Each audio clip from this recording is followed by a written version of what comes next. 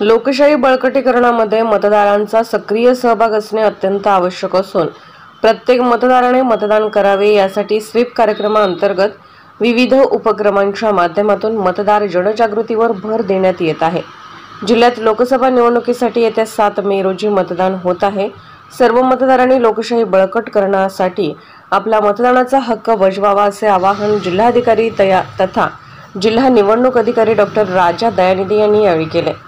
मतदार जनजागृती स्वीप उपक्रमाअंतर्गत आज सकाळी 7 वाजता विश्रामबाग सांगली येथे उपस्थित ज्येष्ठ नागरिकांच्या हस्ते हिरवा झेंडा दाखवून सायकल रॅलीस प्रारंभ केला।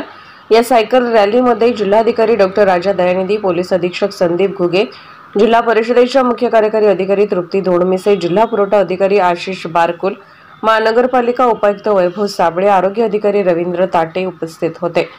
यावेळी जिल्हाधिकारी डॉक्टर राजा दयानिधी यांनी रॅलीमध्ये सहभाग घेणाऱ्यांचे अभिनंदन करून 7 मे रोजी मतदान करण्याचे तसेच इतरांनाही मतदान करण्यासाठी प्रोत्साहित करण्याबाबत आवाहन केले।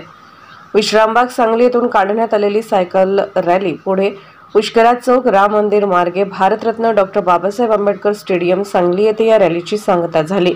यावेळी उपस्थित मान्यवरांनी 7 मे रोजी मतदानाचा हक्क बजावण्याचे आवाहन केले।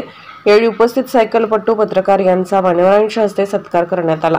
उत्साहपूर्ण वातावरणात या सायकल रॅलीची कार्यक्रमाची सांगता झाली।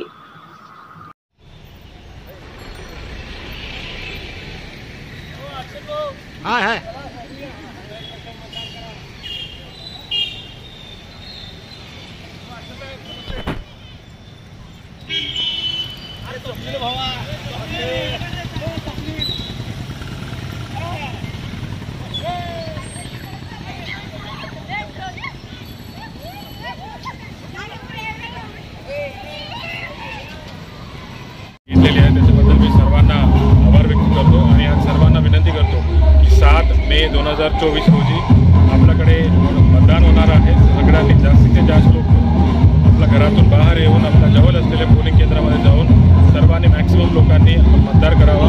भरपूर मतदान करून लोकशाहीचं बळकटीकरण करण्यामध्ये आपण मदत करावं। जय हिंद।